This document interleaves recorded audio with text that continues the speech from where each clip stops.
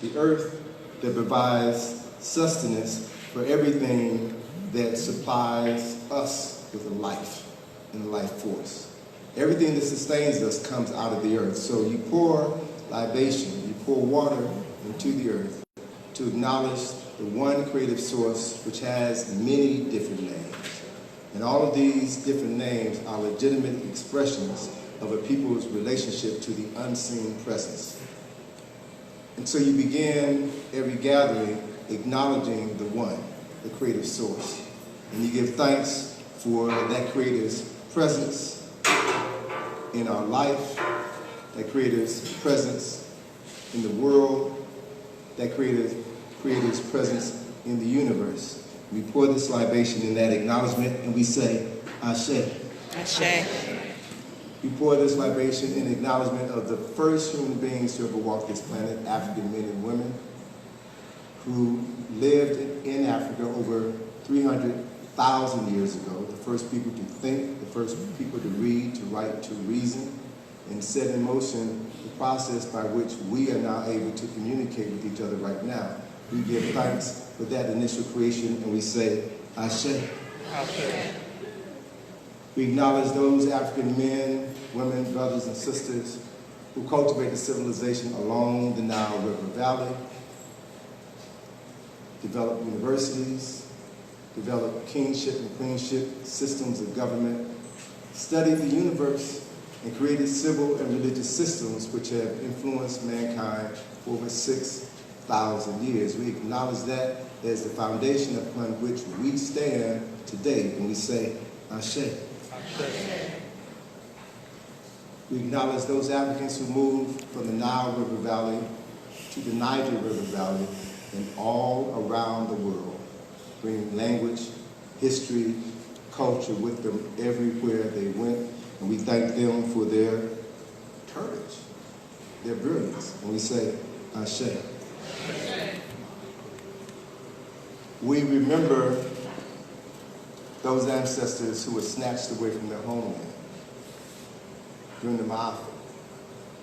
We remember those Africans who were loaded aboard the slave ships but didn't survive, whose bodies were thrown overboard, whose bodies were fed to the sharks, whose bodies now line the floor of the Atlantic Ocean, stretching from the 144 dungeons on the west coast of Africa, all along the floor of the Atlantic Ocean, to every major seaport in North America, Central America, South America, and every island in the Caribbean. We take the time today to remember those nameless souls who others wanted us to forget. And we acknowledge them this evening, and we say, Ashe. Ashe. We acknowledge all of those souls who survived the Ma'afa of the great disaster, only to be forced to spend the rest of their lives living, working, dying in the service of someone else. Their lives matter to us, and we take this time today to acknowledge them as we say, Ashe. Ashe. We remember those who resisted, who fought with every breath in their body to hold on to the traditions of their ancestors and to model for their children what real men and women are supposed to do. We honor them as we pour this libation and we say, Ashe. Ashe. We remember those who survived the Ma'afa, slavery, Jim Crow, segregation, rebuilt communities, rebuilt their families, tried their best to restore those things that our oppressors wanted to ensure that we never restored.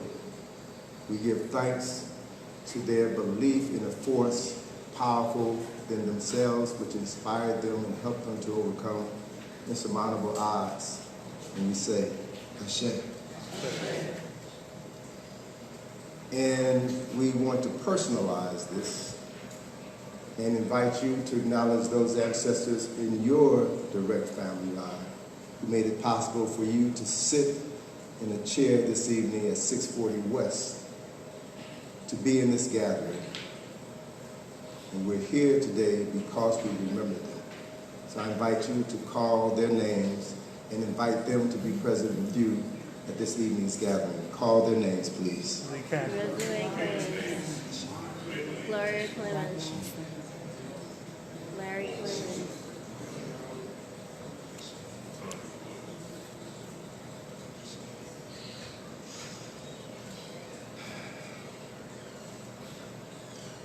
And lastly, we pour libation for those souls that have yet to be born. Those souls who will grow up following the footpaths of men and women who have demonstrated to them how culturally conscious and committed people are to live their lives. And if we do our jobs well, in 100 years from now, when they gather to celebrate the life that they are living, and they will pour libation, and they will call your names, and they will say, Ashe, Ashe, Ashe, Ashe.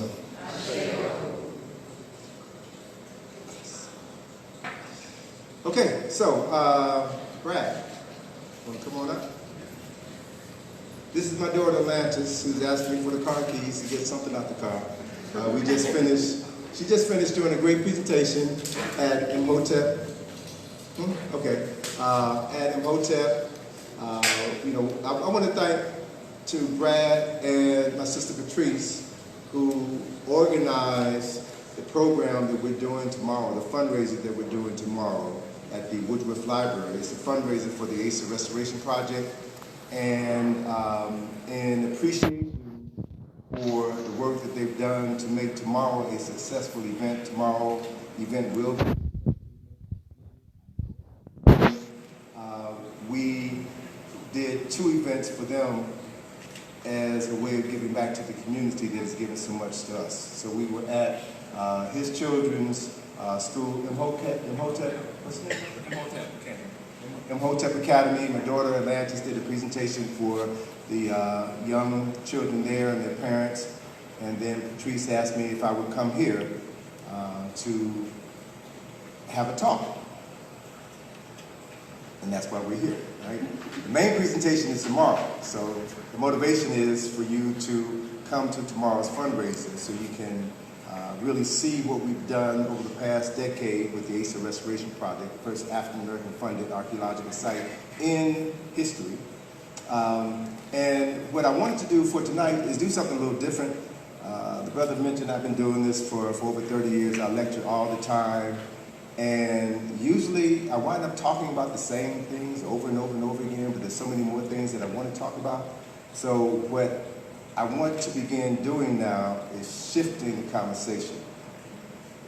And I want to shift the conversation by having a conversation. Sort of like an extended Q&A, if you will, so I can talk about things that I don't normally talk about issues that I feel are critically important for us as African people as we face some of the most perilous times that human beings have ever confronted on this planet. It's one thing to talk about history, to read about history, to travel to Africa, but it's something entirely different to take what you've read and put it into practical application, to live it. So I feel very strongly that it's time for us to make the next step. It's time for us to stop talking and start doing, because we don't have a lot of time left. And I really want as many people as possible to understand what it is that we have to begin to do in order to ensure that we will be able to continue our great and mighty walk as a people. So I want to introduce my good friend Brad, who is going to kind of navigate us through the process this evening. I don't know what we're going to do. I don't know what we're going to talk about, but I know it's going to be good. You all are going to love it. You all are going to come out tomorrow and to get some more of it. All right? Ashe? Ashe. Let's do it.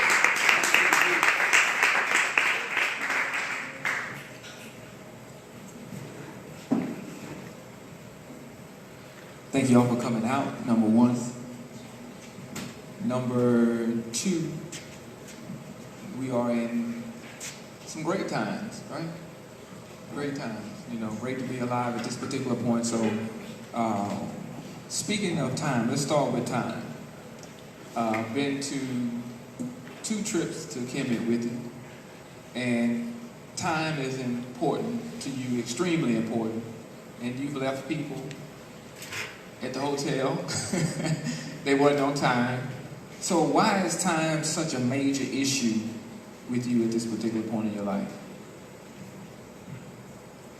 First of all, time is a man-made construct, and the first people on this planet, the first men on this planet, and when I use the word men, I use the word men in its original definition. The word man is a Sanskrit word which means mind.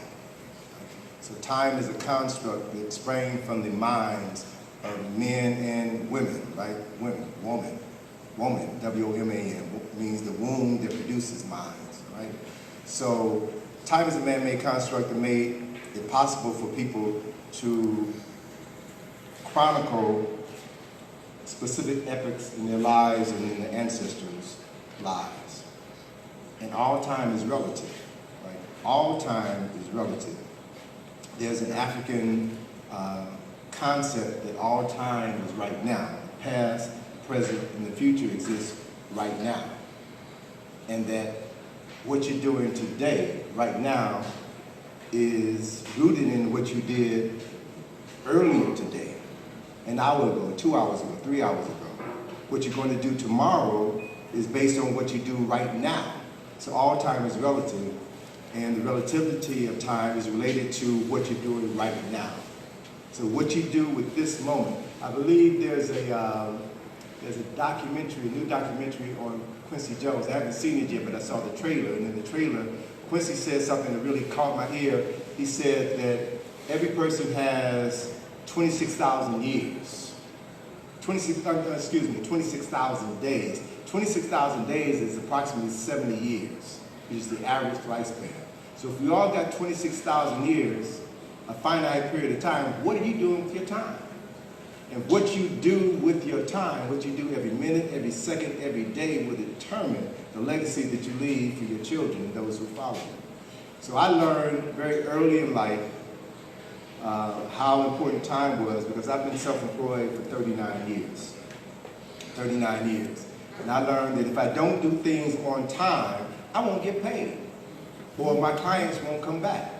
So I've learned to value my time, and as a result of me valuing my time, doing work for clients, they appreciate someone who is on time. And as my daughter Lantis would tell you, my philosophy is if you're on time, you're late. You want to be early.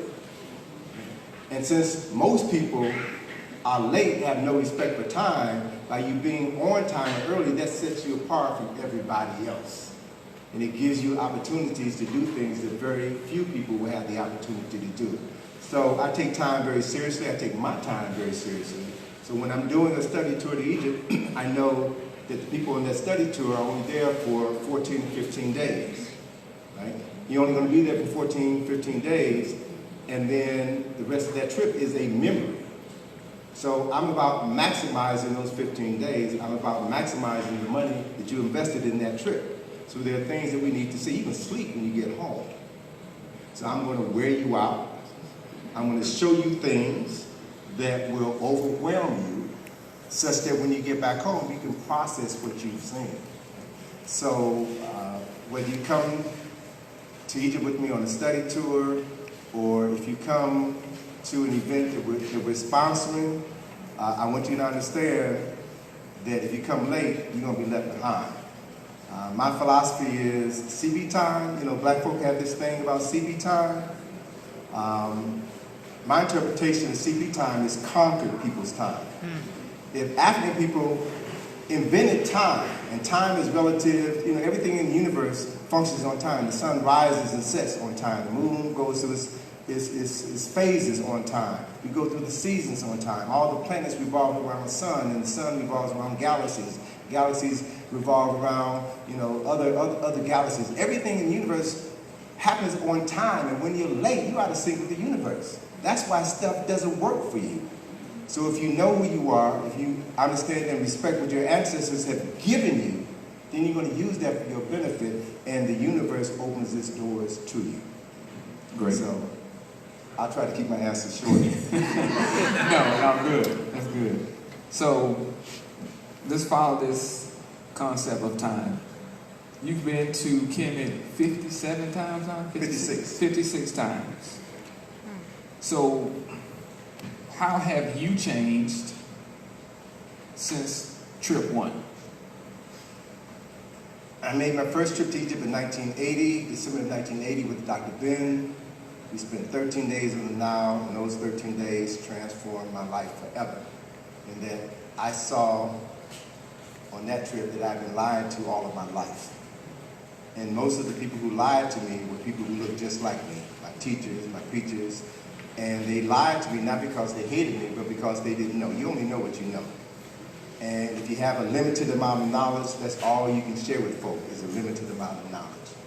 And what I took away from that first trip was that I needed to assume responsibility for educating myself. And also wanted to be able to assume responsibility for educating other folk who wanted to know. So I established my second business, IKG, in February of 1981. And I created that business specifically as a vehicle to share knowledge about the history, the culture, the accomplishments of African people to those African people who wanted to know. And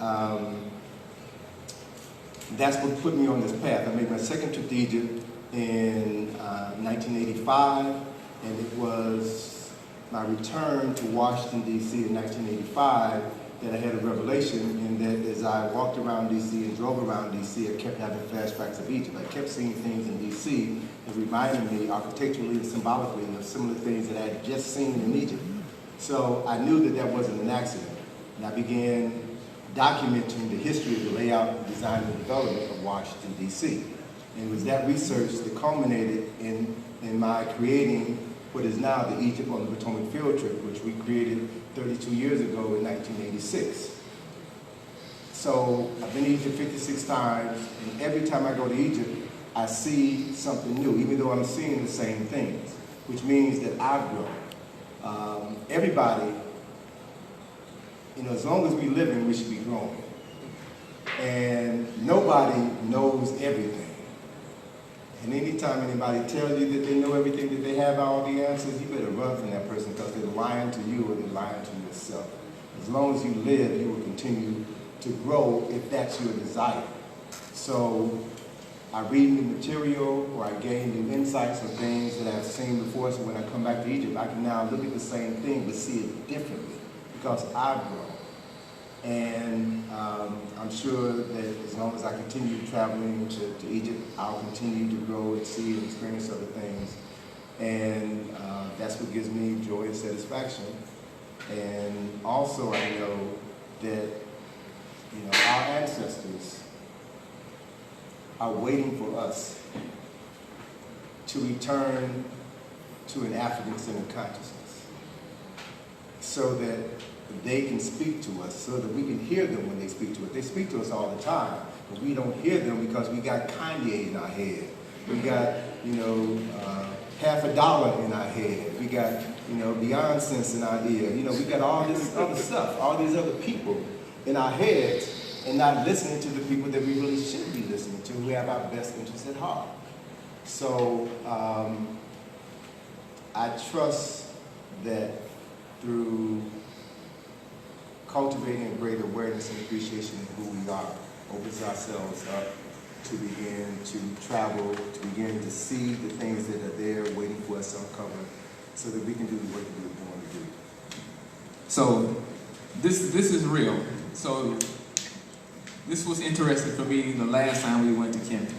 So when he said he learns new things, I actually got something on video of when we were at Saqqara at the Step Pyramid Hotel. And we weren't supposed to go around the side where we saw those spirit doors. And we went around anyway, and we looked up and we saw the pose that was like Karakamoon's pose. And you should have seen the video. His face was like he just got some toys at Christmas. Like, oh, did you see that? That's the same pose as Karakamoon. And I was like, what? And that was amazing to me because 55 times to Kemet and you still find something new the 55th time, you know, and that kind of opened me up totally because you have to get to a place to where regardless of whatever you think you know, you have to always be open to learn more and more and more, and not get to this place to where you assume you are the master. And so, Wait, let me put a pin there. It was on that same trip last April. Yeah. There with George Frazier. We were at Karnak Temple. yeah. And I was at a spot in Karnak Temple where I saw the remains of what was a temple that I had never seen before. And again, I got the same rush. I got the same, you know, enthusiasm, right? Seeing something that I probably passed dozens of times before, but now I'm seeing it, and now I have the presence of mind to understand what I'm seeing, and I'm breaking down the remains of that temple, the different types of stone that's there, and I'm literally putting myself in the frame of mind so that I can understand, I can see it, I can interpret it through the eyes of the people who put it there. And it has more relevance to me. So something that Charles French shared with me a long time ago, and Charles French, who lives in the area, is going to be the MC for tomorrow's program, so it's another reason for you all to buy a ticket and come to the program tomorrow.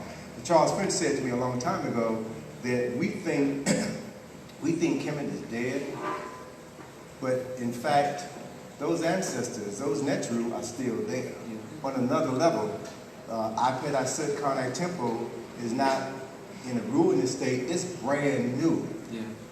So when you come there with a different mindset, with a different consciousness, you literally tune in. It's like you phase and shift into this other dimension of thought, and it's like you're there with them, and you can see it, you can understand what's there. All of that is there waiting for us. But we have to come to that place with the right frame of mind so that we can see it, we can understand it, we can interpret it, and then bring that information back home so that we can inspire and motivate, you know, every black life that matters to us. Okay, so that's a lot of information. So bringing that information back home. A lot of people say, hey, you know, I've read this book. A lot of people read Dr. Ben, Dr. Clark, you know, Van Sertima, Francis Cress Wilson, and then we talk about what goes on in Kemet, and you go to Kemet and you come back. How do you bring that information back to people that may not even be aware of these concepts, ideas, modalities, thoughts?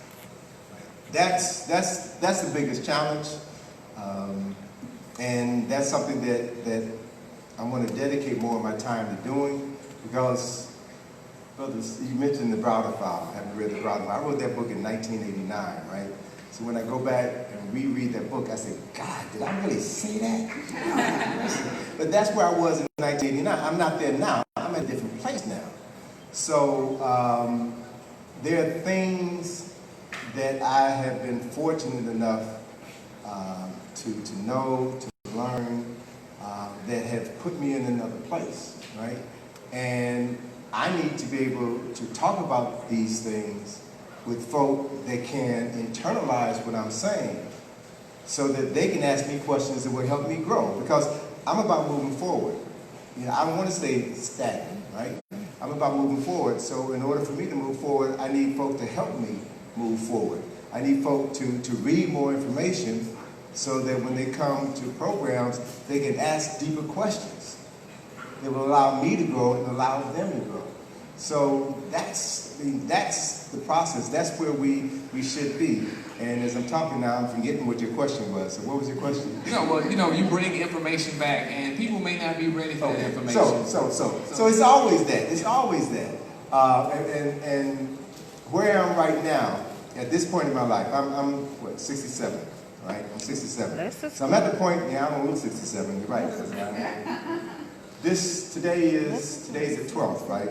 October the 12th. So this was the day that I stopped eating meat and chicken in 1975. So I like to say on the day that Columbus supposedly discovered America, I discovered myself. And so I shifted. Right?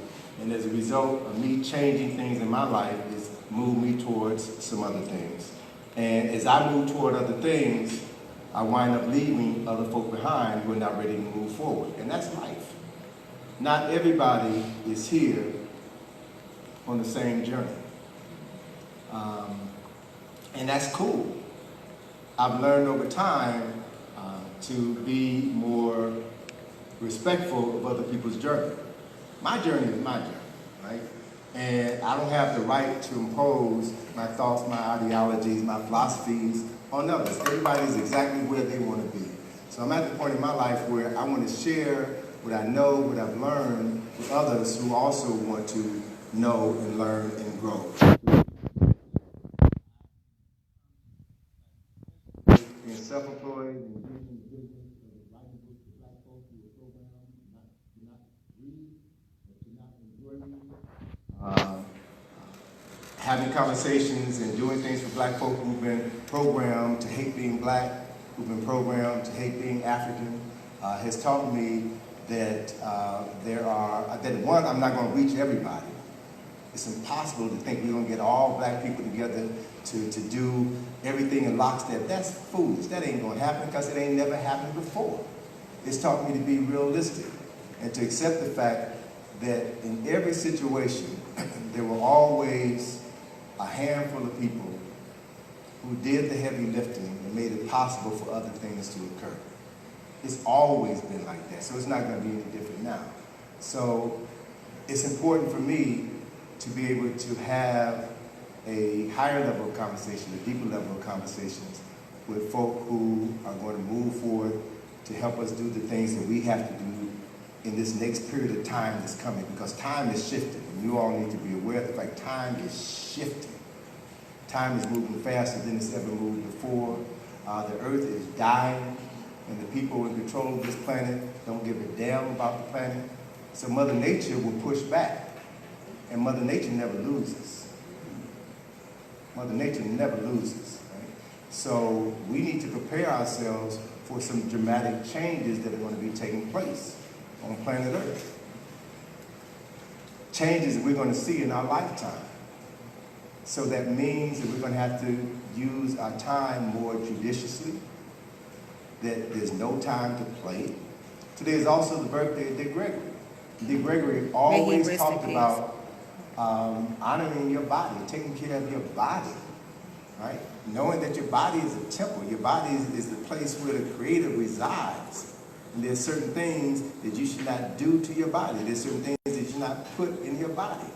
So if we truly see ourselves as the sons and daughters of the creators of culture and civilization, and if we truly honor those ancestors whose genes we carry around with us, then it means that we have to align ourselves with a different concept of time, a different reality. And when we do that, that prepares us to be able to survive what is coming and to be able to create a new world that our children's children will be the beneficiaries of. And that's what time it is. And these are the conversations that we need to start having right now, right? What's that saying? It's always when you're up to your ass in alligators when you remember your original purpose was to drain the swamp. So the time to take care of business is right now, not until business closes. Right? Okay. So let's make a shift. Kush. 25th Dynasty, Karakamon. The Asa Restoration Project. If you would, talk about the project, because some people don't even not aware of the project. Let's start there. When, where, how long, 10 years. And then we'll go into actually the contributions of Kush in the Nile Valley. All right. So let's start with the project itself. I assume that everybody here is aware of Dr. Asa G. Hilliard III, correct? Now number 4. Right? Show of hands, yes, no. Just an assumption. I don't want to embarrass anybody. No, it's good. Everybody in this room should know Dr. Asa G. Hilliard. And if you don't, you need to buy my favorite book of his, Saber, The Reawakening of the African Mind. SBA, The Reawakening of the African Mind. Dr. Hilliard wrote the introduction to my first book from the Browder file in 1989. Dr. Hilliard helped to make that book a perennial bestseller. And Dr. Hilliard I met him in 1980, and he was like a father figure to me. He was someone who I really admired and respected. I never knew my biological father, and so I had a habit of identifying men who had the qualities that I wished my father had, and I would model what they did. So Asa was one person, and Dr. John Henry Clark was the other person. So Asa was the type of brother who I was fortunate to be able to cultivate a long and meaningful relationship with. And when he died on August the 13th, 2007, I cried like a baby when I heard the news on the radio. I had just seen him the week before in Egypt at a conference. So I felt, a hole in my soul. And one of the things that I know from studying African history and culture is that if you want to honor your ancestors, you do that by calling their name.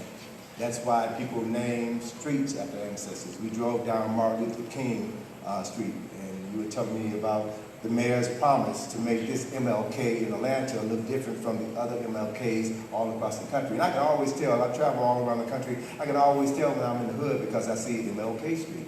And it's always in the hood, and it always looks like the hood. And that's not how we should honor that ancestor, right? Drove down Ralph David Abernathy Expressway, right? So you name streets and buildings and institutions after ancestors because every time you speak their name, you give them power, you give them life, they live. So still grappling with the sudden and the unexpected loss of Asa, I happened upon an opportunity, strictly by coincidence, if you believe in coincidences, and I don't believe in coincidences, but it was in July of 2008 when I was introduced to this Russian-born, American-trained Egyptologist who was excavating two 25th Dynasty tombs on the west bank of Luxor.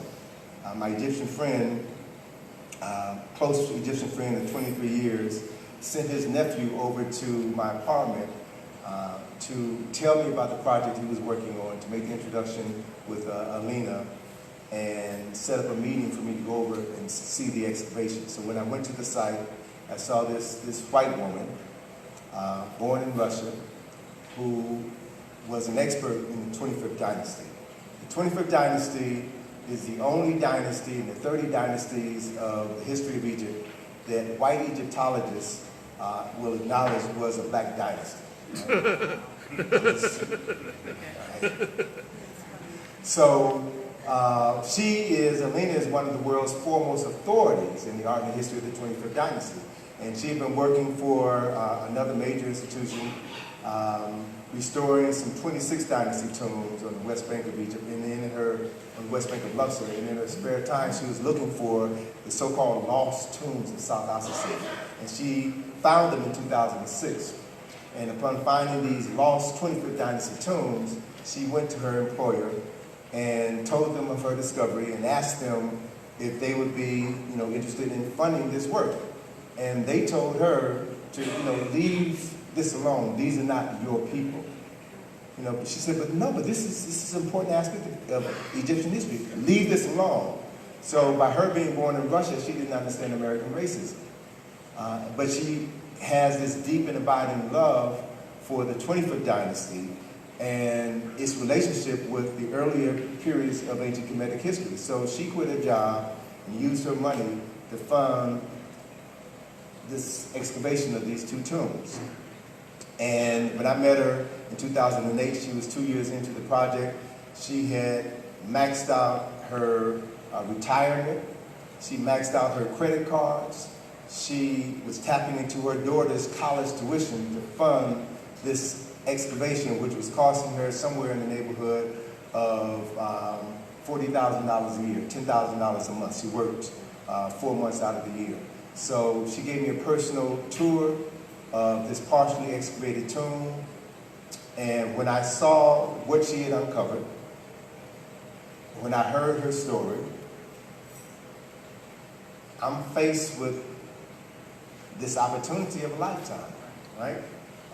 And I'm here, Asa in one ear, and Dr. Ben in the other ear, and Dr. Clark in my heart saying, Tony, you got to move on this, you got to move on this.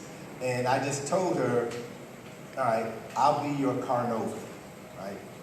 Does anybody know what that term means, Carnovan? Most folks don't. So Carnovan is the English lord who financed Howard Carter. Howard Carter was the English draftsman who found the tomb of King Tut, right? So when you excavate, somebody's got to pay the bills. You have a crew of people who are working. So you got to hire the workers, you got to buy the tools, you got to buy the supplies, there's a host of things that need to be done. And Carnovan was the man who financed Howard Carter. And Carter was looking season after season after season and not finding anything. So Carnovan finally said, look, man, I'm about to pull out. And Carter said, no, just give me one more season. One more season. So it was with that extra season that Carter found the tomb of King Tut. And guess what Carter did? Carter found the tomb, called up Carnovan, or sent a telegram. This was 1922. Sent a telegram to Carnovan, who was in his castle, Highclere Castle. I don't watch it. You all ever watch, what's that BBC program about some family? I don't even remember the name of it. It was some big soap opera. Went off. Downton Abbey, right? I mean, you all heard of Downton Abbey, right? Downton Abbey, the filming of Downton Abbey is in Highclere Castle, the castle that Carnovan owned. They rented to them to shoot that scene, right? So Carter wired Carnovan and told him to come to Egypt. I found him. So Carnovan comes to Egypt, go to the West Bank, and they then go inside the tomb before it's officially open. And they take things out of the tomb and then seal it back up. And then officially go into the tomb a couple of days later and make all of these grand discoveries. And it wasn't until the 1990s when Geraldo Rivera, somebody on Fox, was doing a special on Highclere Castle because, well, anyway, long story, but they were doing a special on Highclere Castle, right? And the current owner of the castle couldn't afford the maintenance for the castle, so he was going to open it up to the public and use the money to finance the restoration of the castle. So he had the butler do an inventory of everything in the castle. And at the end of the inventory, he asked the butler, this is everything, right? And the butler said, well, this is everything except what's in the hidden closet. He said, what hidden closet? Come, I'll show you. And he went in the pantry, found this hidden closet where they found the artifacts that Carnovan stole out of King Tut's tomb that nobody knew about. Right? So that's been going on in Egypt for hundreds and hundreds of years. Folk have been excavating in Egypt and stealing things, stealing artifacts that our ancestors created that we would never see. So Alina made this discovery, and I now have an opportunity to become involved in that project. I told Alina I will be your Carnovan, I will finance this excavation. I ain't no fundraiser, I ain't never done this stuff before. But I figured I know a few people know me, bought my book, so how hard can it be, to raise some money? And so thinking about, I'm going to do this, how am I going to do this, what am I going to name it? The area where we're excavating, the mountain range, is called the Asasif Mountains, A-S-A-S-I-F, Asasif, A-F-A, ASA, yeah, it's the ASA Restoration Project. So September 2008, I kind of conceived of the idea. I came to Atlanta, I met with Pastor Joe and her son Hakeem at their house, and I shared with them this meeting and my idea. I got their blessing, and the ASA Restoration Project was born. So we're like 10 years into, financing the conservation, excavation, and restoration of these two 25th Dynasty tombs. So when you all come to our program tomorrow, you'll be able to see what we've done over the course of the past 10 years, what the African American community has done, what those people who have invested in the project have done. So you all never heard about this on CNN, right? Can't find no news about Negroes. CNN, you ain't heard about it on Ebony or Jet, any other publication, but we've been doing this work for a decade. And what we have found has really allowed us to rewrite the history of Kemet, not just Kush, but of Kemet as well. Kush is now Sudan. And the 25th dynasty, which is around 800 BC, between 800 and 600 BC.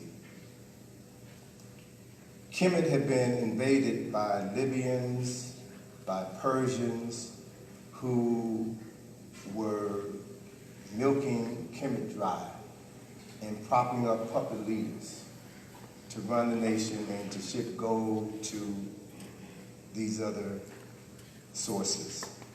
So it was the 25th dynasty, it was kings of the 25th dynasty in Kush who said that we have to go into Kemet to restore the land of our ancestors.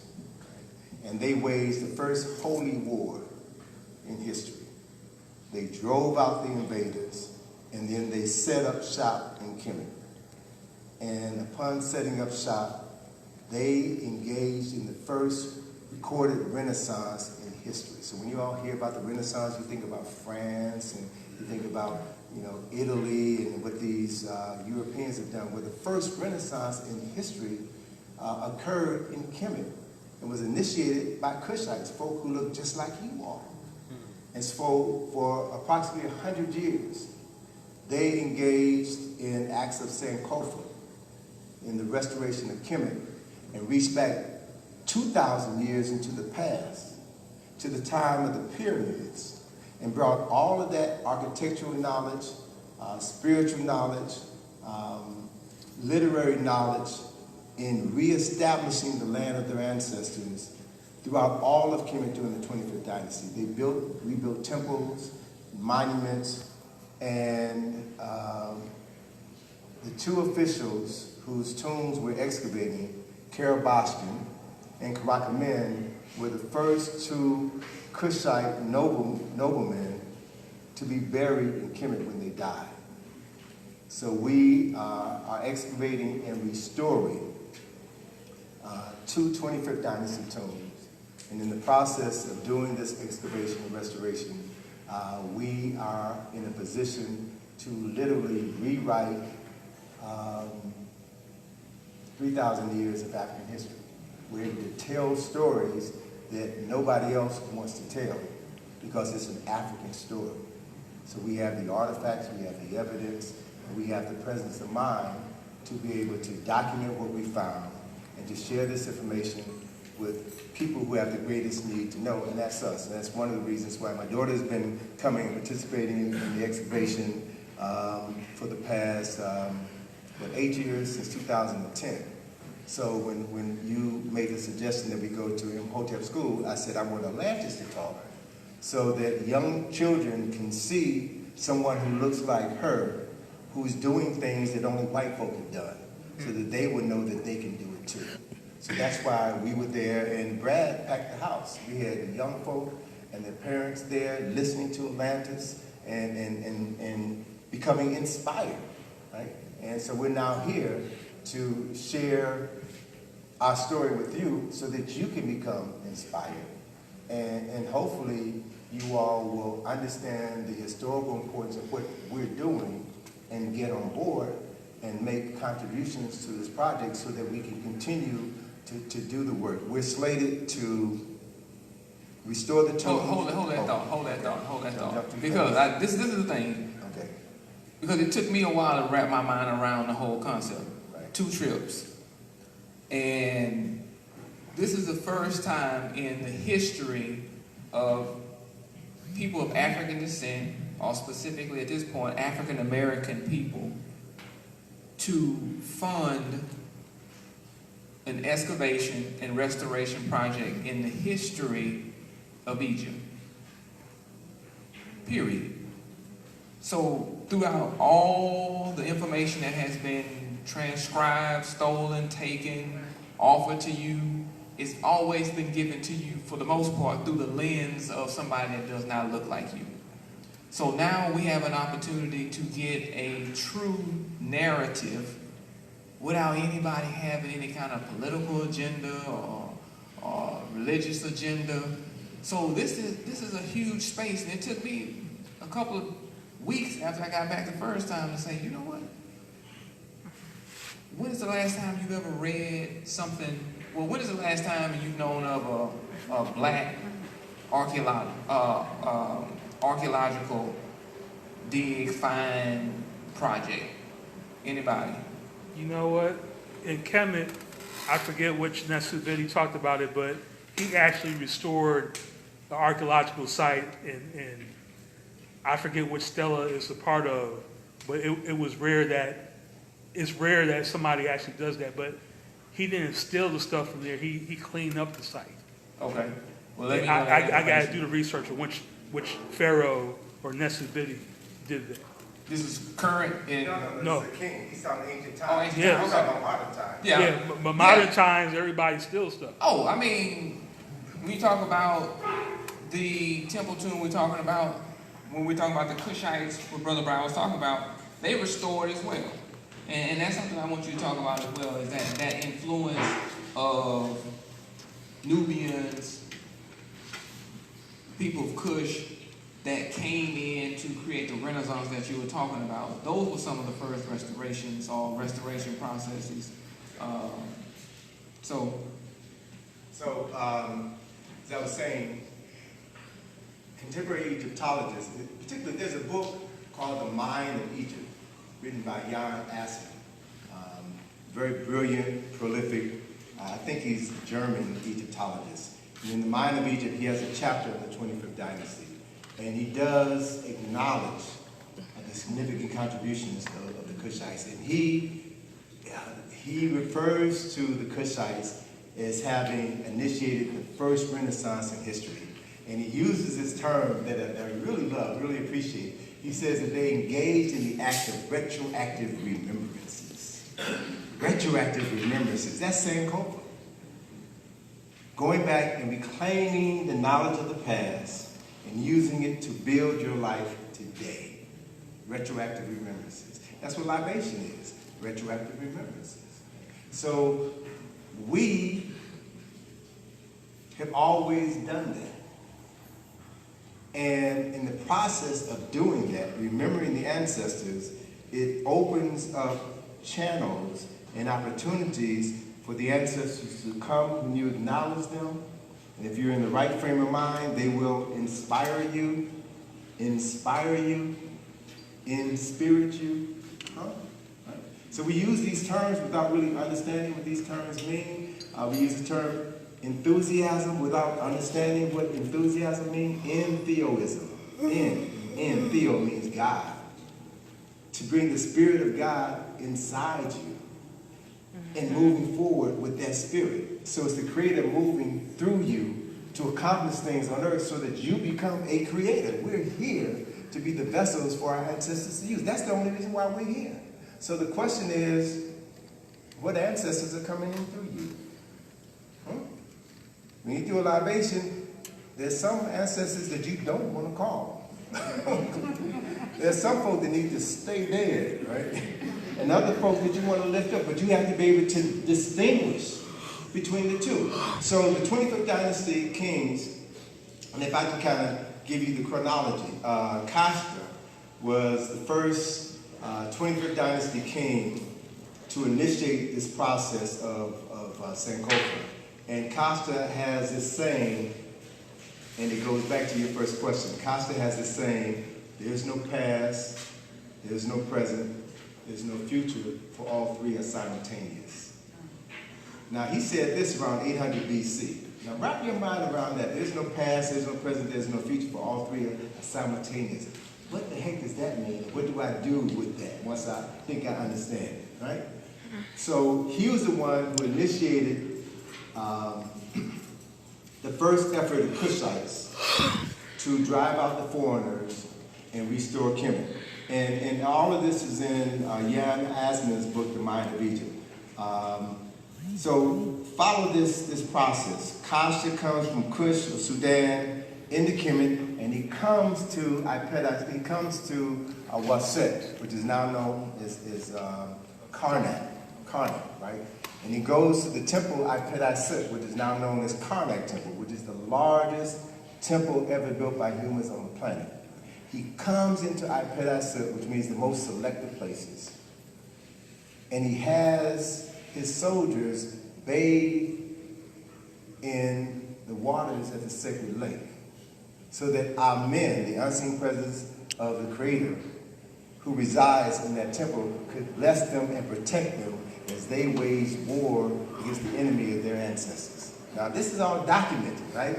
And during the process, he conquered Upper Kemet, the southern portion, but he died before he conquered Lower Kemet. So his son, Pianke, then picks up the mantle, follows in his father's footsteps, comes to Waset, has his soldiers bathe in the waters of the sacred lake, so that Amen, and you all know Amen is an African word that identifies the unseen presence of the Creator. Right? Y'all know Amen is an African word, right? Y'all know that, right? Your preacher tell you that? No. But that's the truth. So then they proceed to go all the way to the Mediterranean Sea, drive out all the invaders, and then Pianke returns back to Cush. After he comes back, guess what? The invaders come back. Pianke dies, and his brother Shabaka becomes king. Shabaka says, okay, I saw what my father did.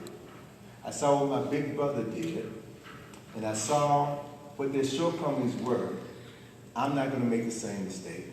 So he comes into Waset, has his soldiers bathe in the sacred waters, and then they march north and they drive out all the invaders.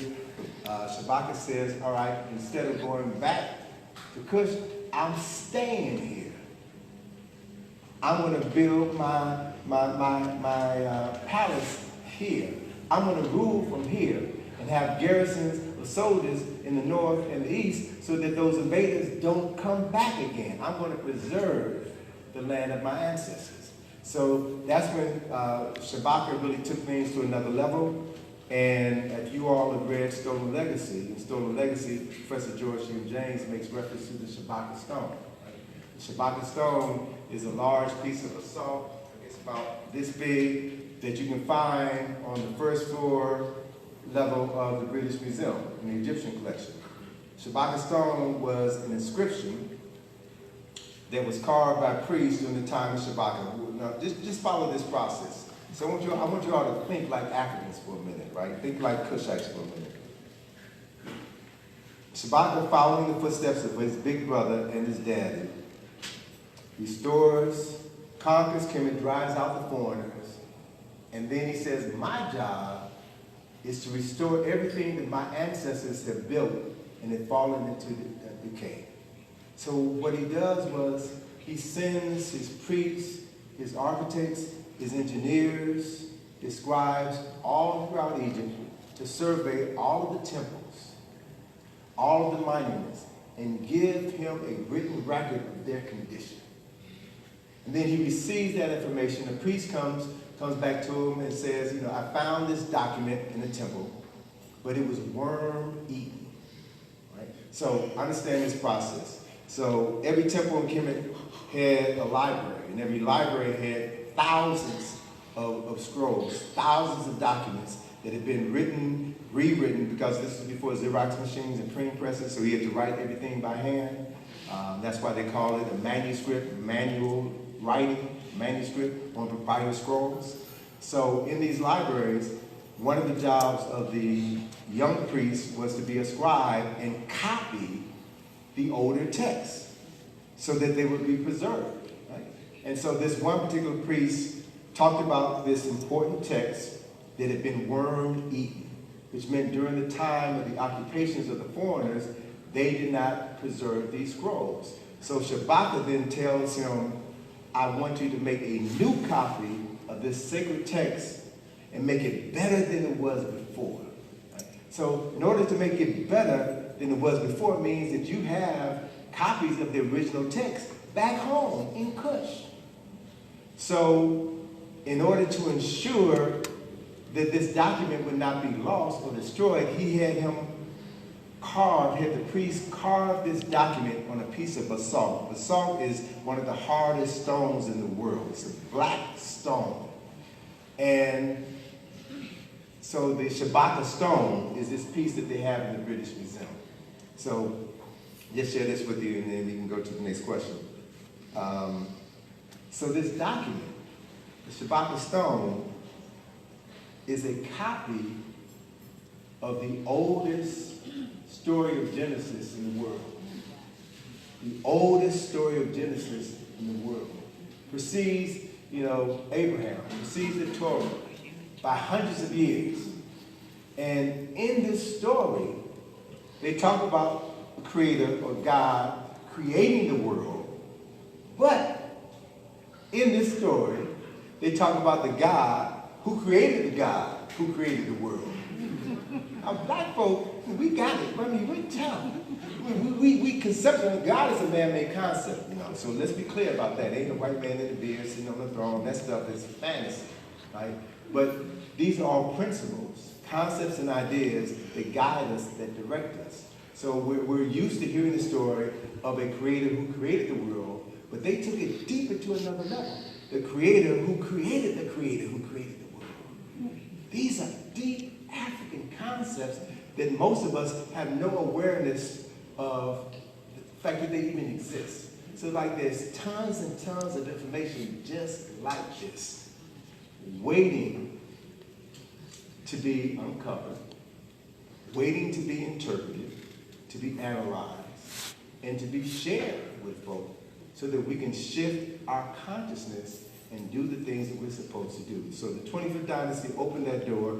We're now excavating and restoring 25th Dynasty tombs, which means that we now have access to that information. And based on what we have found out thus far, I can say with about 98% certainty that Karakamen is the son of Shabaka.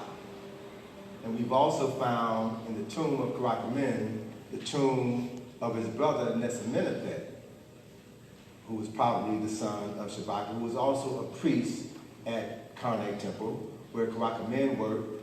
And there's a statue in the Nubian Museum in Aswan, a really beautiful red granite statue, rose granite statue, of this brother named Harry Marquette, who was the brother of Karakamen and Nesimenepet. So we've identified 3 Kushite princes who were also priests, who all worked at Karnak Temple, and Harry Marquette was the chief priest of Karnak Temple. So we are uncovering the legacy, the priestly legacy of one strand of the 25th Dynasty kingdom. This is important stuff, right?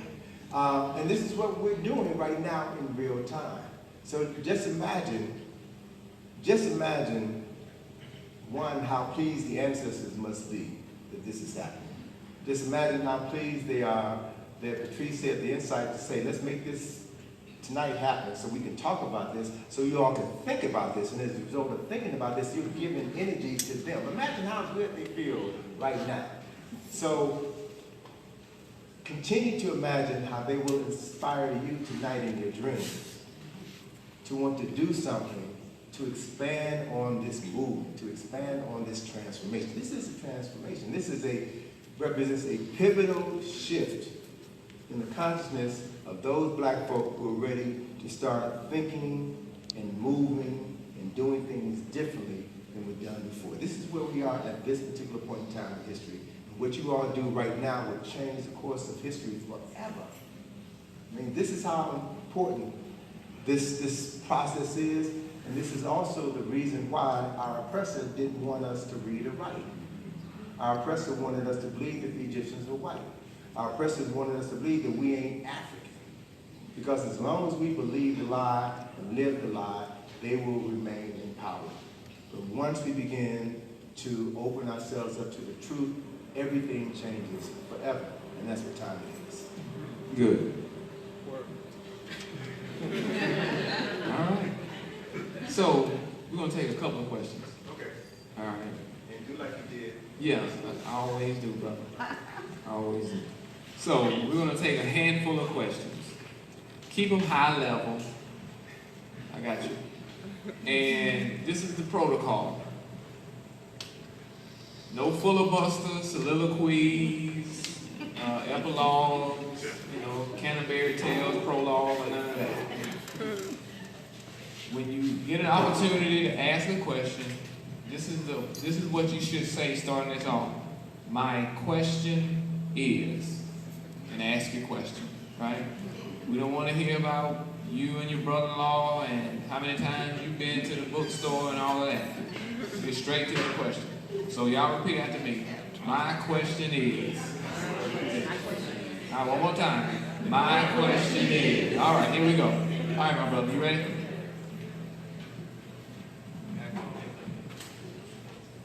My question is, when is the next trip? Next trip to Egypt is July 1st through the 15th, 2019. 15-day study tour. We do our trips through Consolidated Tours based here in Atlanta, the same company that ACA used for 30 years. And so, yeah, you can go to our website, ikg-info.com, download a PDF of the trip, put down your deposit. And, folk ask me, is there a payment plan for the trip? Hell no. If you want to go, you'll pay the money. You'll find the money. We don't do payment plans, right? So if you want to go, you get the price of the trip, all the details, and it's up to you to make that commitment, right? And you will be with us and have the experience of your lifetime. It's the best trip I've ever been on in my life. So you stay in 5-star hotels, so it's not like you staying in a shack, you know what I mean, and it's hot. It's all good. Cruise down the Nile. Fantastic. Yeah. Because I know how my people are, right? Exactly. I told Kia that, right? She was wanting to plan a trip to Costa Rica, right? Right, okay. She's like, okay, we can stay in these condos by the beach. Air conditioning works sometimes. I said, look, black folk ain't going for that. No. They're looking for the Hilton as soon as they hit down. Exactly. And so it's a matter of knowing your audience, knowing what they like, and giving them the experience that they will never forget. As a matter of fact, let me take a moment to acknowledge my sister Sharon Pringle, Mama Pringle, who went to Kemet with us in 2000. And there were 2 other sisters on that trip who had such a phenomenal experience that one of the sisters, Lisa Douglas, coined the phrase metamorphosis. And it identified how transformative that trip to Kemet was. And as a result, Sister Sharon started the first Metamorphosis conference at Howard University. Was it 2000 or 2001? I think it was 2002. 2002, right? Because she came back so transformed, her family didn't understand what was going on. So for her birthday, she rented the auditorium at Howard University, held the first Metamorphosis conference, brought in Jane Small and myself so that we can talk about what that trip was all about, how transformative it was, so that her friends and family members could realize that she had not lost her mind. So we're going to have the next Metamorphosis conference in DC, December 7th, 8th, and 9th. You can go to our website and find all the details, and I invite you all to join us. Another question. Oh. No, not my question is. Nah, I need to get up on the microphone so I can talk. All right. Okay. My question is, do you recall anywhere in your book the Browder files where you wrote that St. Patrick was black or something? I never said that. I never wrote that. Okay. What I said regarding St. Patrick was who and what St. Patrick was and what St. Patrick's Day really represents. We're told, now when is St. Patrick's Day? March the 17th. March the 17th, all right? And I'm from Chicago, and a lot of Irish people, Mayor Daley was mayor for as long as I was living in Chicago, a stone cold gangster, stone cold gangster. And Chicago has a large Irish community, and every St. Patrick's Day, they would dye the Chicago River green. They would have a St. Patrick's Day parade. And the story that we were taught about St. Patrick is that St. Patrick was a patron saint of Ireland who drove the snakes out of Ireland, right? That's why they made him a saint. So, and I got this from Dr. Ben, as a matter of fact. I got this from Dr. Ben. So, who the heck was St. Patrick? Right? So if you research his history, you find out that he was enslaved. He was stolen as a child and brought to England as a slave. And then he became a Catholic and became such a fervent believer in the story of Christ that the head bishop in England sent him back to his homeland, Ireland, to conquer Ireland in the name of Christ and to drive out all the pagans. So it just so happened in Ireland at that time, there was a group of men who were known as Druids, who were believers of a different way of life, right? And the word Druid means he who knows. And it was said that the Druids were groups of Europeans who had preserved the knowledge of Ancient Kemet. And the symbol of the Druids was the uraeus, the cobra, the same symbol you see on the forehead of the crowns of Kemet, because the cobra symbolizes the awakening of the third eye, raised consciousness. So that was the symbol of the Druids. So St. Patrick came into Ireland with an army of Christians and drove out all of the pagans, drove out all of the Druids, all of the people who had the symbol of the serpent. So the story of St. Patrick driving the serpents out of Ireland is about him driving out people with a different philosophical and religious ideology so that Catholicism, Christianity, could rule Ireland. That's what the story is all about. Right? That's what the story is all about. So that's in the Browder file. Okay. And to my knowledge, he wasn't black. Okay. All right. Appreciate your question. Two more.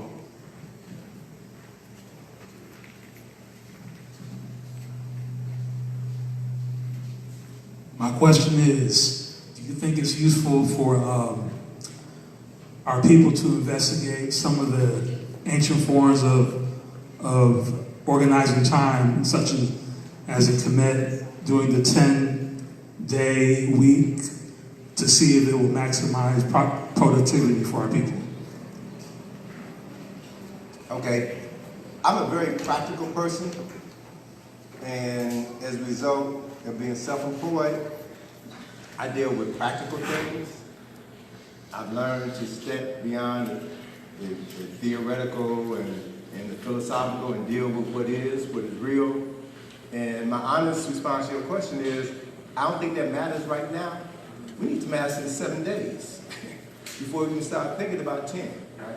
We need to master the time frame that we're in right now and gain more control over those things that we have the ability to gain control over right now. And when we do that, then we'll create institutions that will allow other people to develop the skill set to be able to delve into the type of things that you're talking about with more authority so that they can give us some concrete practices that we can implement. We got to take baby steps, right? So it's all about being real and doing what you have the capacity to do and paving the way for others, particularly young folk, to model what you're doing so that they can do it better. Right? But you got to start someplace. So one of the other questions along the same line that people ask me about is, do you think we should start learning Meta-Nature? No, y'all need to learn English first. You need to master the English language first. I'm sure you all heard about Kanye and his thing at the White House. If you all have not seen the video or read the transcript, that Negro is out of his mind. He's out of his mind. He cannot string together a coherent sentence. And the issue is, he's probably representative of maybe 60% of black folk who think, speak, and act the same way, right? So we should start at the beginning. Master the basics first. English is the universal language. So if you're going to do anything on planet Earth over the course of the next 200 years, master English first. I travel all around the world, and everywhere I go, I see people who speak English, right? So master the English language, right? And master everything that comes along with that. So when I say master it, I don't mean copy it, but master it. Know its history, know how it's been used. Ossie Davis, a great actor, playwright, Ossie Davis, in the 1960s wrote an essay which you all can download online called The English Language is My Enemy. The English language is my enemy, in which as a playwright, somebody who specialized in acting and elocution, and you know, he talked about the fact that the English language demeans black folk. So we have to know how to use the English language in such a fashion that we lift ourselves up.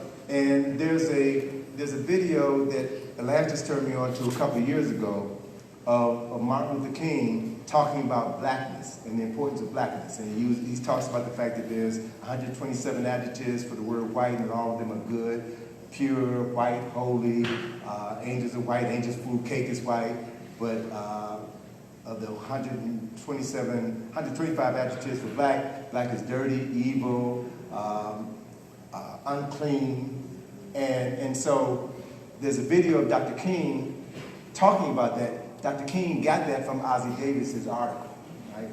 So when you master the English language, then you would never say black male, right?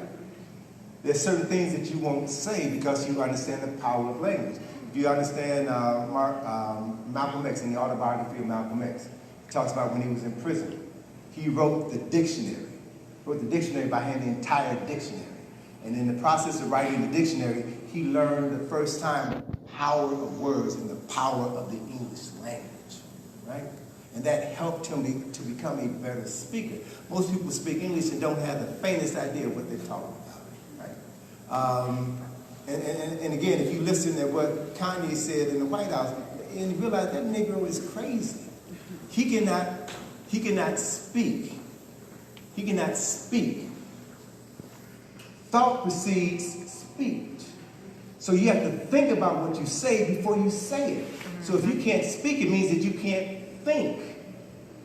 That's what was put on display for the world yesterday. And people all over the world look at that Negro and see that that Negro is a representative of us and think that we think and act the same way. Right? So we're in a position right now to change the dynamic if we're willing to commit ourselves to changing the dynamic. But it means that we got to do work. And we start where we are. We start by doing things that we can do. Be practical. Be real. Do what you can do. And make a difference in the lives of people in your community so that they have a model to copy, to replicate, and they will take it to the next level if you give them something real, practical that they can do. Right? Yeah. And I would agree with that. And I'll say this, just add my 2 cents to that. That was one of the first classes we had at Morehouse in our history class. Dr. Davis, he talked about the politics of language. And we make assumptions based on language. So if someone tells you classical music, specifically you're talking about what? European classical music. But how preposterous is that for you to mentally go automatically to quote-unquote classical music and assume that classical is solely European when you have African classical music, you have Chinese classical music, you have an array of classical music, but you'll see how deep the language can go when you start observing it and saying, hey, you know what, this language thing does have some power. You say from the West, right? Westerners. You assume European or you've been cultivated by Europeans. West of what? I mean, it's all relative, you know? So these are things that, you know, when we're talking about language that we do have to master to a large degree. Along that same line, when you think of genius, folk will pump into your brain Einstein, right? Or Da Vinci. When I think of genius, I think of Imhotep, right? So it's a matter of you reorienting yourself to a people who validate you. Right? And that's what we're supposed to be doing. Every people should validate themselves first before you look at others. Honor yourself first. Honor your ancestors first. That's a realistic thing to do. Who was that, Newton, who discovered gravity and the apple fell on his head? But people building pyramids prior to that? I mean, yeah, prior to that. I mean, so so if I were to expand Ozzie Davis's essay, the English language is my enemy, English history is my enemy, English philosophy, Greek philosophy is my enemy. And so my savior is African history. My savior is African philosophy. So, you know, we's free, right? We's free. Right? We can read. My daughter would tell you that one of my sayings is, if you have, I'm going to update it. If you have more TVs at home than you have books, there's going to be problems in your house. You know, every house needs to have a library, right? And your library should be comprised, 90% of your library should be books written by and about African people. 90% of your library. If you don't know yourself first, then shame on you, right? And there's nothing wrong with African people beginning with home first. We get European history, culture, philosophy, all of our lives, we've gotten that. So we should at least make our homes a sacred space where we can honor our ancestors. And that's something that we are all free to do. The question is, why aren't you doing it? And how can you do it more? And how can you partner and connect with other people who are doing it so that you can create a sacred zone, right? And in creating a sacred zone, you create a space where the ancestors can dwell. And let me just say this briefly. One of the most significant things that we've done at the site was in 2012 when we restored the western wall in the second pillared hall of Karakomen. And in that western wall, there is a niche, a doorway, and inside of that doorway is a statue of Asar. Asar, the Lord of Resurrection, right? And the whole temple is built around accessing that sacred space with Asar, right? So European Egyptologists refer to that door as a false door. A false door, because from their orientation, their point of view, it ain't a real door. It's a doorway, but it ain't a real door to lead someplace. You have to think like an African. It's not a false door, it's a spirit door. It is a door to the ancestral realm. It is a portal, if you will, to the realm of your ancestors. So that is the central object in this temple tomb of Karakomen, is the portal to the ancestral realm. So in 2012, we literally rebuilt that spirit door, which has made it possible now for the ancestors to now come from the ancestral realm into the physical realm to inspire us. Right? We created that, we recreated that, we restored that. And things have shifted for us since 2012. So these are not just concepts and philosophies and ideas, these are real things that we have done, that we have seen the benefits of having done those things, and as a consequence, opportunities have been created for us to do things that we've never done before. So I'm really adamant about getting a select group of our folk to begin to understand what time it is and to move on time, in sync with time, to be able to do the things that time is waiting for us to do a year from now, 500 years from now, several lifetimes from now. And if we make the right moves now, then we change time forever. I mean, that's a hell of a concept. If you make the right move now, you change time forever. So, you got one last question? One last question. All right, my brother.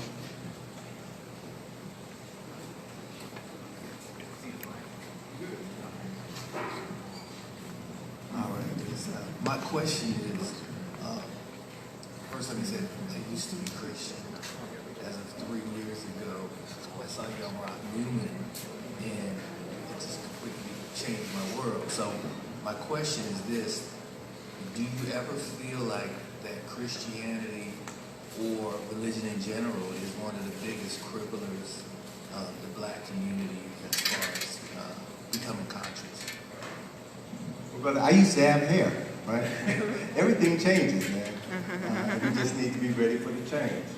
But it's a good question, and yeah, I appreciate you giving a shout out to Rock Newman.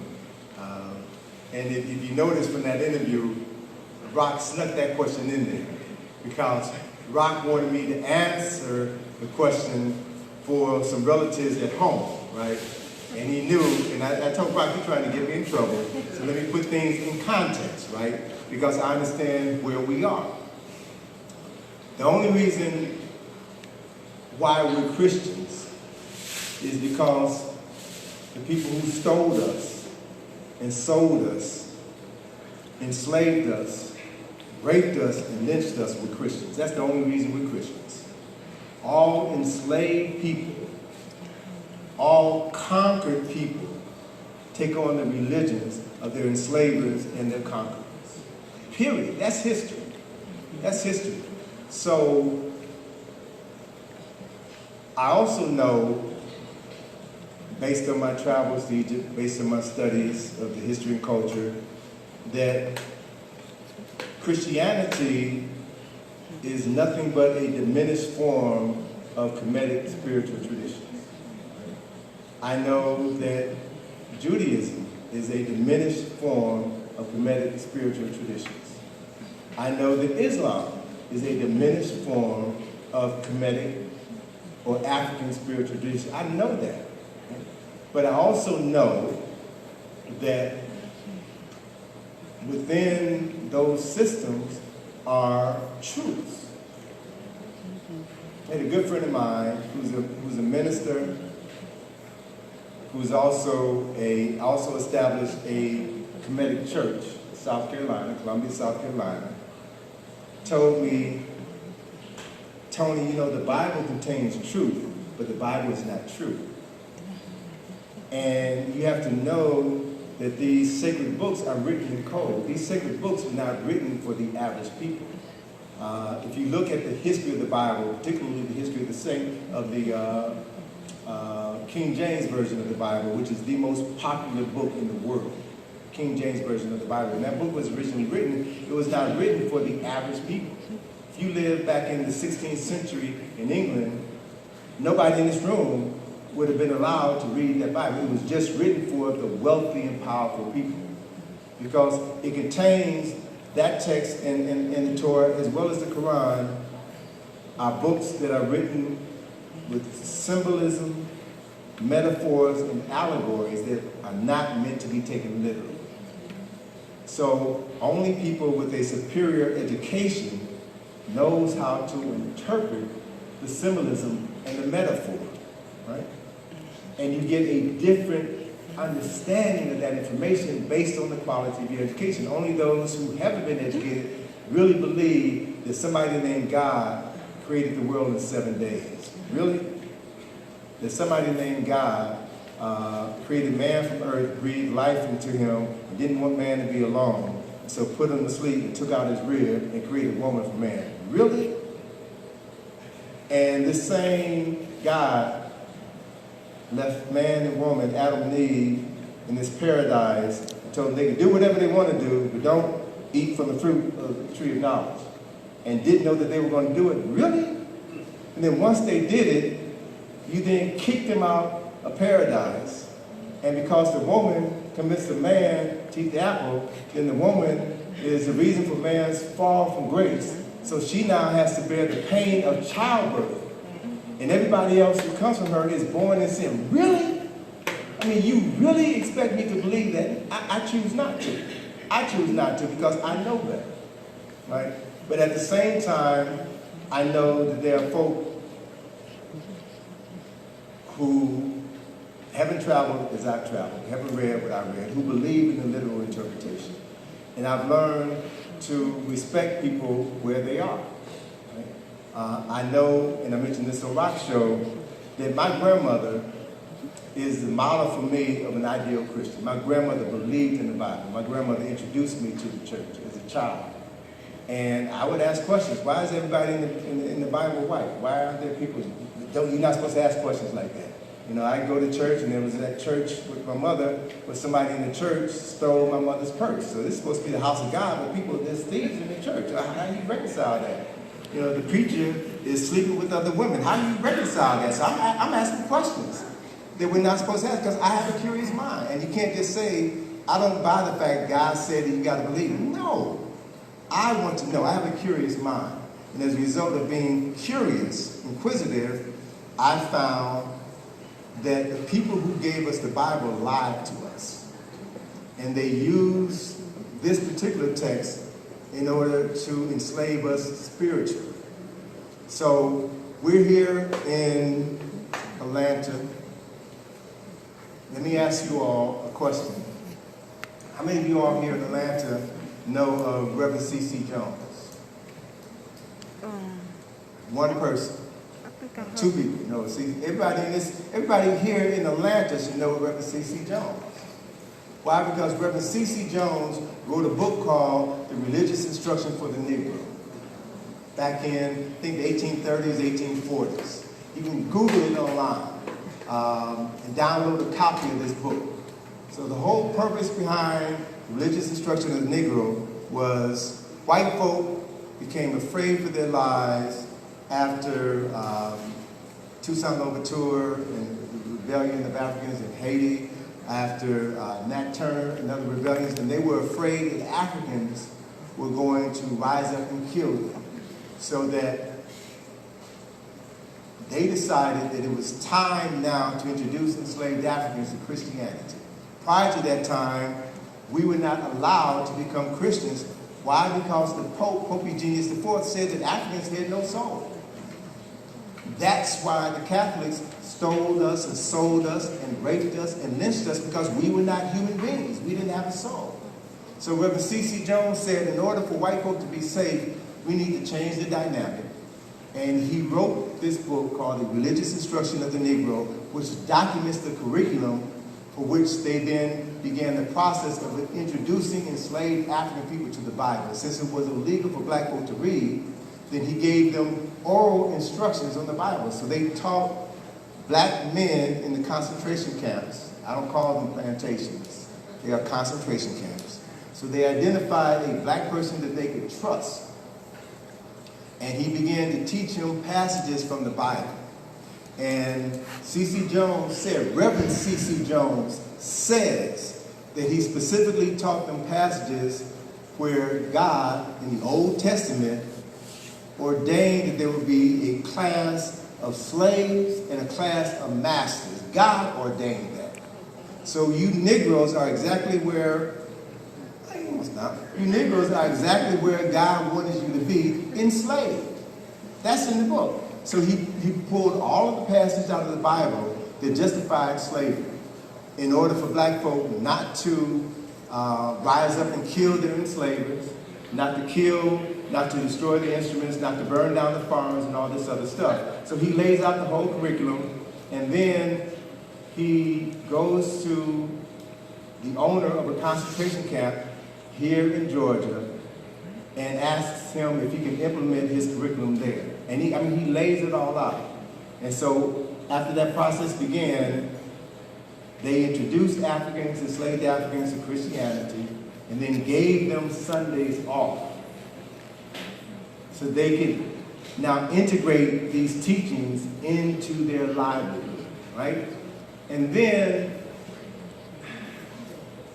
what blew my mind was when he said he identified the church that he used to as a vehicle to promote this curriculum, and that church was the Church of Christ. Church of Christ was the same church that my grandmother attended, the same church that I went to as a child, the same church that my great-grandmother went to, right? So I now know something that my grandmother didn't know.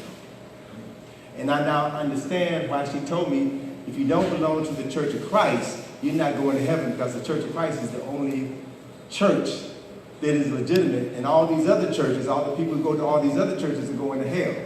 Like, how do you reconcile this? You can't. You can't. But when you don't know, you do the best you can. And as an adult, I now understand very clearly that my grandmother needed the Bible. She needed Jesus. She needed something to raise a family of 7 children in racist Chicago.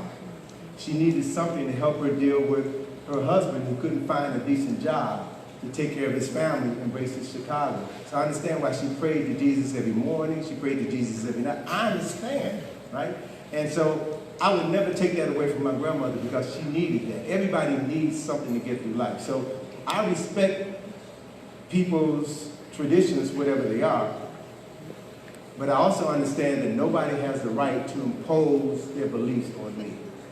Nobody has the right to tell me that you're going to hell because you don't call God by the same name. No, you don't have that right. Or to enslave me because I call the Creator by a different name. Or to lynch me because I call the Creator by a different name. And I also know that the greatest indicator of someone's relationship with the Creator, God, Allah, Jehovah, whatever term you want to use, is how they treat someone who doesn't believe in the same system. So I take this seriously because religion is something that on one hand has held our people back because we take on the religious traditions of the people who enslaved us. And we don't take the time to go to the source to see that these traditions have a source that goes all the way back to Africa. And it's a source that puts us in touch with an understanding of this creative force, which some people call God, which some people call Allah, which is real. Which is real. And when you align yourself to that force, you then are capable of doing things that are phenomenal and unbelievable to some people. So it's a matter of us doing the work to see ourselves as African people, to begin to associate with the relationships with the unseen that our ancestors connected with before their lives were turned upside down. And I know that when you do that, it will make a phenomenal difference in your life. But again, it's your choice. And we have to make choices based on good information, sound information. And we also have to be able, we should be able to look at how our choices are improving our quality of life, right? If you praying on Jesus to help you pay the rent and you get evicted, then maybe you're doing something wrong, right? And if you do, and again, I talk about what I know, I don't talk about what I believe, I talk about what I know based on factual information. So anyone who really studies the Bible and studies African history, and again, I really feel the need to talk about these things, but to talk about them in such a way that I'm not really condemning people. I'm encouraging people to read, to study, and to act on what are some historically grounded and proven facts. Fact is, the letter J was introduced in the 16th century. So Jesus ain't his name. So no wonder your prayers are not being answered because you're calling the wrong person, right? And that the story of the birth of Jesus, the impregnation of his mother, and his birth and his life, that's all derived from the story of Asar, Aset, and Heru. It's the same story. So once you begin to understand the history of the story, you can now step back and look at the people who appropriated that story and how they distorted it and how they've been using it to destroy the lives of people of color, right? And the Roman Catholic Church, you got to call them out. The Roman Catholic Church, in my mind's eye, I don't understand how anybody can be a Catholic dealing with all of the issues of pedophilia that have been going on in the church for hundreds and hundreds and hundreds of years, right? How do you reconcile that? How do you reconcile that unless those people, those pedophiles, know that what they're teaching ain't real, ain't true? They would never tell you that. How many folk have ever gone to Rome, gone to the Vatican, visited the Vatican, visited the library in the Vatican? How many folk have gone to Israel and toured in Israel and seen what is there and seen that nothing in Israel, nothing that the Bible says happened in Israel can be validated by historical and archaeological facts? Nothing, zero. So when you begin to do the investigation, you realize that contemporary religion, as has been presented to us for the last 2,000 years, really represents alternative facts, alternative truths. Right? And so the question is, what do you do with that information? And what I'm suggesting is return to the source. Return to those things that our ancestors did before the Europeans came in and turned our world upside down, and you will find systems that are applicable to our lives today. And when you apply those systems in your life, you will see that they make a difference. If they don't, discard it and find something that does. So, mic drop. That's it. Y'all give it up for Brother Browder.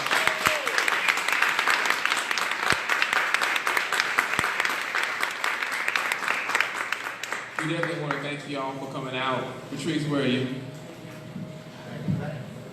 Please come up. And your staff, they work extremely